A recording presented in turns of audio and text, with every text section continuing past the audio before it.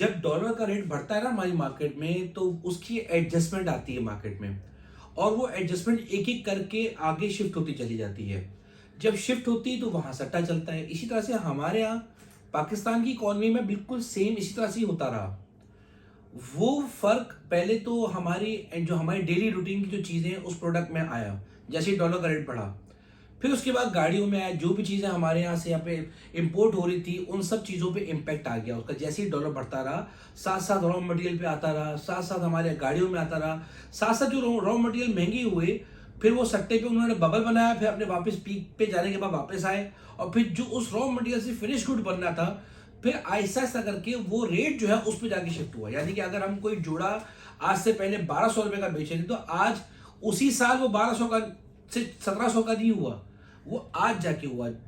एक साल बाद, 1.5 साल बाद उस 1200 का जोड़ा जब अब 1800 का बिक रहा है या 2000 रुपए का बिक रहा है, यानी कि उसका रेट का जो शिफ्ट है उसको आने में थोड़ा सा टाइम लगता है। इसी तरह से हमारे यहाँ मार्केट डॉलर के चेंज होने से पहले ही 40% मार्केट नीचे हो चुकी थी। इकोनॉमिकल क्राइसिस तो थे ही थे, पॉलिटिकल क्राइसिस भी बेइंतहा थे, उसकी वजह से ऑलरेडी 40% मार्केट नीचे आ गई। अब आने के बाद जब डॉलर बढ़ा है उसका इम्पैक्ट आना था, अब वो आना स्टार्ट हुआ है।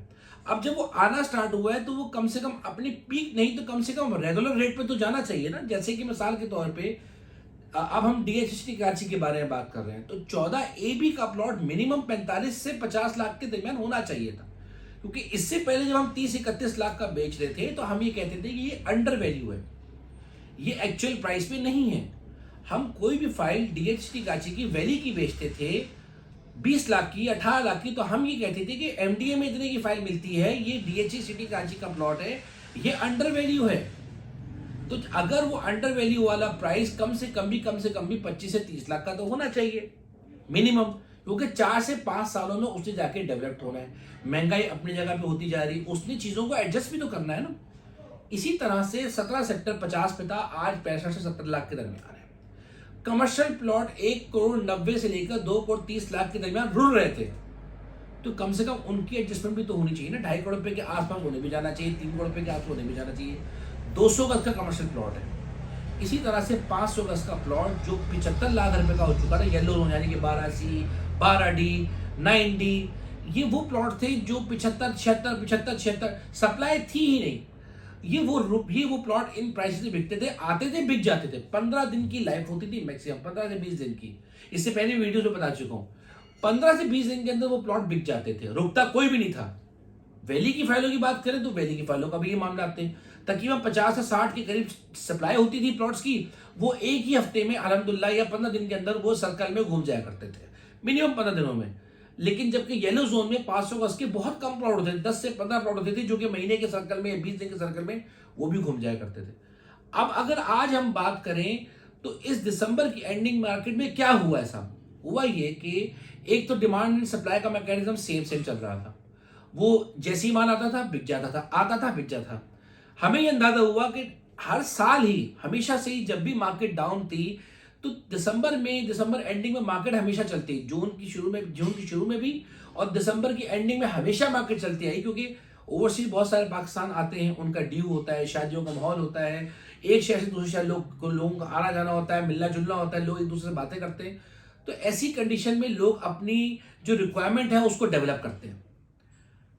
ऐसा हर साल होता आया है, तो वो इस साल भी एक्सपेक्टेड था, हुआ भी।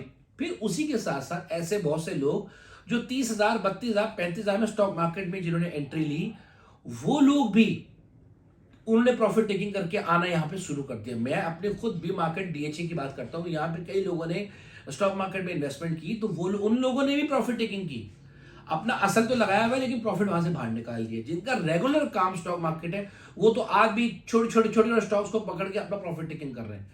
जिनका ये रेगुलर काम नहीं था, जो सट्टे में घुसते थे, यानी कि गाड़ियों का काम में सट्टे में घुसते थे, इन्होंने एग्जिट ले लिया। रेगुलर काम करने वाले कर रहे हैं, गोल्ड रेगुलर काम करने वाले कर रहे हैं, सट्टे वाले बाहर आ गए। इसी तरह से रॉ मटेरियल जिनका काम था वो लगे हुए, जिनका सट्टे में घुसे थे, एंट्री ली थी, फॉलो टाइमिंग, वो एग्जिट कर गए। इसी तरह से अब प्रॉपर्टी वाले लोग जो एग्जिट लेके इन 3-4 जगहों में गए थे वो वापस आ गए। बहैया टाउन कराची में भी आए, स्कीम 33 में भी वापस ही आए। ऐसा नहीं है कि सिर्फ और सिर्फ डीएचए सिटी में मार्केट बेहतर हुई, नहीं, बैरियर टाउन में भी कल आप बात करें तो जो 27-28 लाख में नॉन पेड 15 बी का प्लॉट था, कल 31-32 लाख में भी नहीं मिल रहा था। इसी तरह से 27A का प्लॉट रुल रहा था, मैं कहता हूं 80-80 लाख के आसपास। कल 85-86 लाख में भी कोई प्लॉट अवेलेबल 27A में नहीं था, 29 में नहीं था अच्छा प्लॉट अवेलेबल। इसका मतलब क्या है कि हर जगह काम हुआ, गुलशन मेहरान में काम हुआ, हर जगह काम हो रहा है, हर जगह रिक्वायरमेंट है, हर जगह डेवलप। अच्छा, अब अगर हम बात करें आज क्या काम हुआ, आज मैक्सिमम अगर हमारी येलो जोन की फाइल 75 से अगर 88 लाख की भी चली गई है तो उसका मिनिमम जनरल प्लॉट एक जनरल रेट जो है 1 करोड़ से 1 करोड़ 5 लाख के दरमियान तो बनता ही है। पीक तो उसने 1.25 की कुछ 2021 में देखी थी ना, वो चलो बबल था, लेकिन काफी अरसे तक 1 करोड़ 1 करोड़ 5 लाख तक येलो जोन ट्रेड होता रहा। मेरे लिहाज से वो एक बेस्ट प्राइस है, एक एक्चुअल प्राइस उसकी बनती है। आज अगर 88 लाख का भी रेट है तो आज भी 10-12 लाख 15 लाख का गैप मौजूद है अपने लेवल पे आने के लिए। फिर जब सट्टा चलता है ना तो फिर वो अपनी पीक को भी क्रॉस करता है। 50-55 हजार का मार्केट थी ना स्टॉक मार्केट, आज 65,000-66,000 है ना, तो अपनी पीक को भी उसने क्रॉस किया। डॉलर ने एडजस्टमेंट ली, आज भी डॉलर एडजस्टमेंट लेगा, हर जगह लेगा। 125 गज की प्लॉट्स के बारे में वाजिब बताना चलूंगा। देखिए 500 गज से 125 गज का मुकाबला नहीं है। 500 गज में सप्लाई बहुत शॉर्ट है, नए सेक्टर्स नहीं है। 125 गज में नए सेक्टर्स आए हैं, मजीद नॉर्थ में आने हैं। 5 से 6 हजार प्लॉट बिक चुका है पुराने रेटों में। अगर रेट बढ़ेगा 5-6 लाख के डिफरेंस से हो सकता है वो भी वापस बिकने के लिए आए, और फिर वो माल जो नॉर्थ में आना है पीछे से 5,000 माल बिकने के लिए आना है, तो माल यहां सप्लाई आ सकती है। तो 125 गज में अगर आज आपको प्रॉफिट टेकिंग बनती है, आज आपको करना चाहिए। अगर आपको समझता है पैसों की जरूरत है, बेचें, कोई और वेन्यू बनता है बेचें, लेकिन 125 गज को देखकर काम करें। 500 गज में तो मेरे ख्याल से रिक्वायरमेंट है। 14B में भी मैं समझता हूं कि अभी भी जूस वहां पर अभी भी मौजूद है। अच्छा, अब और आगे मजीद चलें तो ट्रेडिंग हुई कितनी, मैं कहता हूं बहुत कम ट्रेडिंग हुई। 10-15 प्लॉट बिके येलो जोन के। आपका 125 गज में भारत काम हुआ, 50-60 प्लॉट बिके। सिटी में कमर्शियल प्लॉट भी बिके, डीएच सिटी में 2000 गज के प्लॉट भी बिके, 1000 गज का भी प्लॉट बिका। सट्टा होता है ना, चलो 125 गज के प्लॉट को पकड़ लिया, एक आइटम को पकड़ लिया, ऐसा नहीं। डीएच सिटी में ओवरऑल पूरी मार्केट चली है। सबसे अच्छी बात 500, 125 गट्ठा आइटम, 200 गज, 300, 200 गज तो ट्रेड ही नहीं हुआ। 6D मुझसे बोले ट्रेड हुआ तो 42 लाख से वो जब गया है आपका 52 लाख में, आज 10 लाख बढ़ा है, ट्रेड ही नहीं हुआ। 13 ABC ट्रेड ही नहीं हुआ। ऐसे बहुत सारे सेक्टर्स हैं 5 ABC, वहां ट्रेडिंग ही नहीं हुई और 10-15 लाख रुपए बढ़ चुके हैं। और अगर ट्रेडिंग हुई भी तो 2D का एक प्लॉट बिका होगा मैक्सिमम, 6AB के 2-3 प्लॉट बिक गए होंगे। एज सच जो ये 10-15 लाख रुपए बढ़े, इसमें ट्रेडिंग नहीं हुई, एज सच माल नहीं बिका।